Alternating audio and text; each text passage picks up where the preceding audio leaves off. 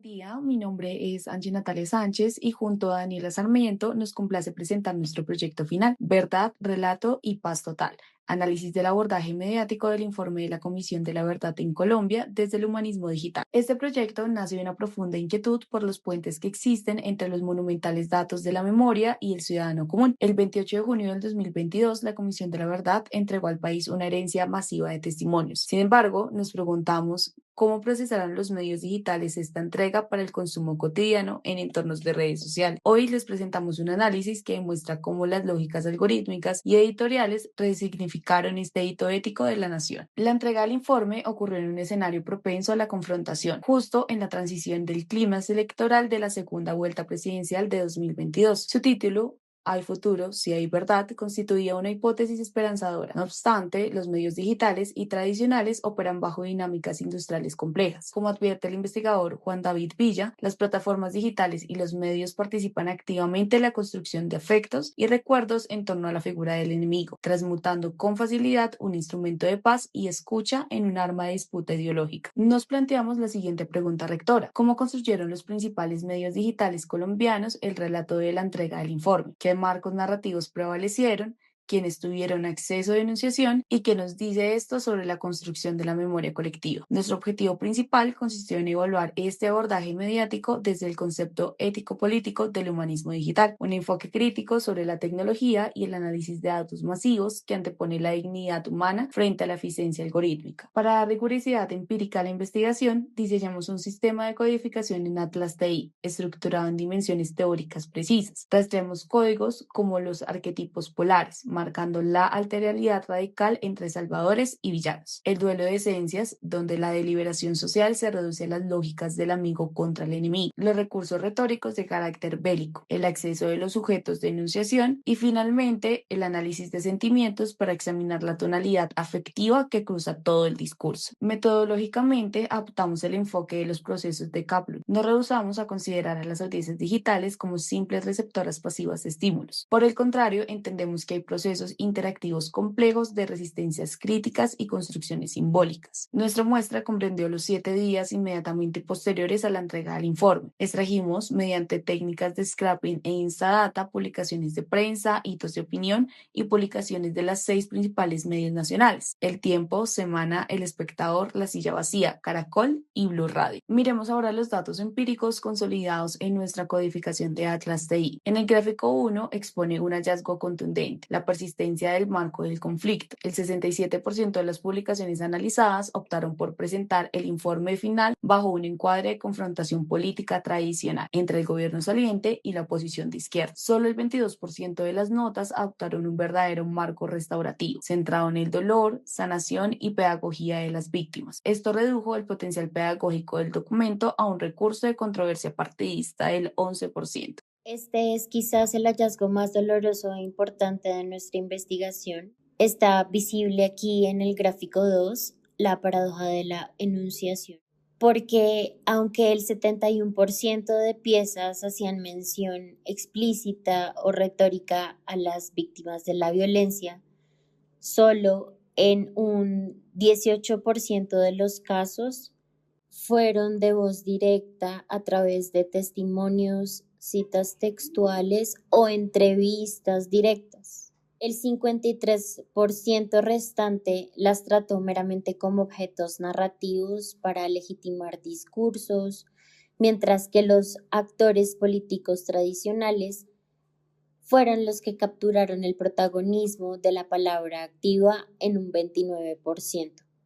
Justamente la paradoja de la enunciación nos trae también a la fragmentación y tratamiento de contenidos, porque nos revela dos fenómenos alarmantes. El primero, la fragmentación de la información, es decir, el 64% de las publicaciones deconstruyeron la arquitectura del informe, extrajeron frases aisladas, alarmistas y descontextualizadas para convertirlas en titulares diseñados para la monetización del clic y, en segunda instancia, el uso performativo del pasado ya que el 73% de las alusiones históricas usaron eslóganes vacíos como nunca más o tratando de omitir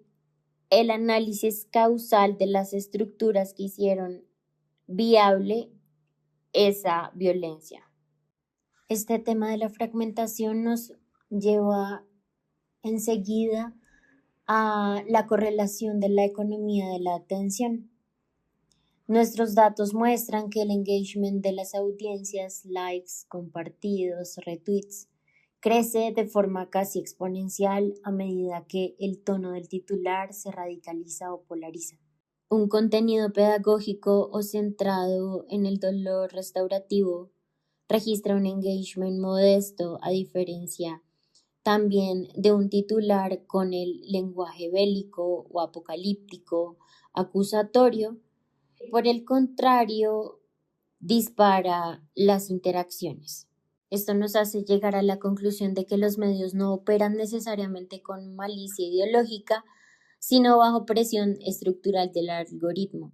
Uno se pregunta, ¿dónde está la confianza institucional?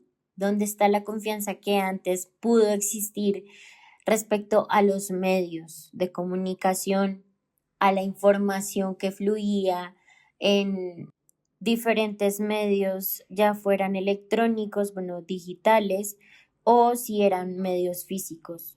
En este momento está en duda la confianza institucional.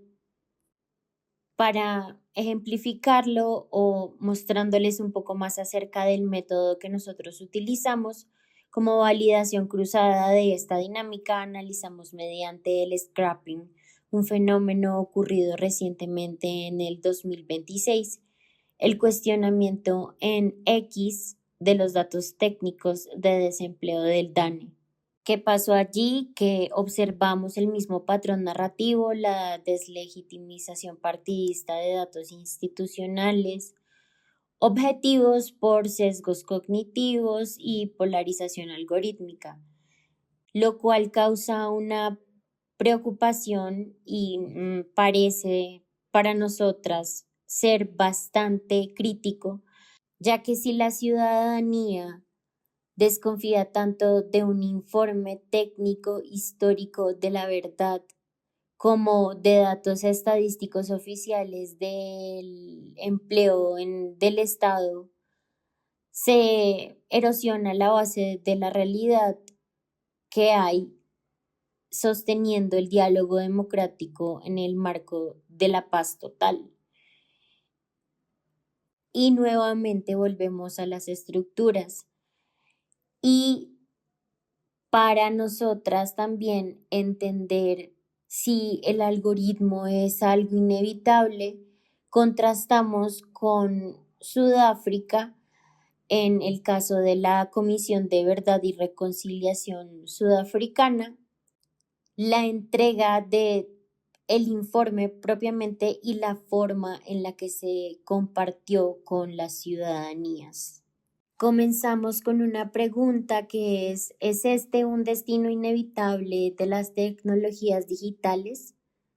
Y de aquí partió el análisis acerca de esta entrega de testimonios que no se delegó a la suerte del tráfico de la web, de la información rápida, sesgada, sino que los medios tradicionales y digitales cooperaron con comités específicos pedagógicos de la comisión para transmitir en vivo, asumieron como un acontecimiento de catarsis colectiva, obligando al país entero a encarar y validar el sufrimiento del otro, haciendo que se escucharan las voces de las víctimas y llevando a cabo todo un despliegue pedagógico acerca de lo que fue la Comisión de Verdad y Reconciliación Sudafricana. En cambio, o en contraste, acá en Colombia, fue arrojar el informe en un PDF estático. Facilitó su captura por la economía de clics algorítmica. Y todo esto relacionado con la economía de los clics, los algoritmos predeterminados para identificar determinada información que pueda ser rentable para otro, se queda en una burbuja de crecimiento económico y no va nunca hacia un humanismo digital. Por lo cual, pues para nosotras fue muy importante establecer un diálogo con los materiales de humanismo digital y realizamos hallazgos que nos convocaron una urgencia al humanismo también dentro de esta actividad que realizamos y dentro de nuestras respectivas disciplinas individuales como la creación literaria y la comunicación social y el periodismo. Entendemos que el humanismo digital no es un rechazo de la técnica ni del big data ni tampoco de los datos. Es el imperativo de subordinar la eficiencia a la ética de las personas.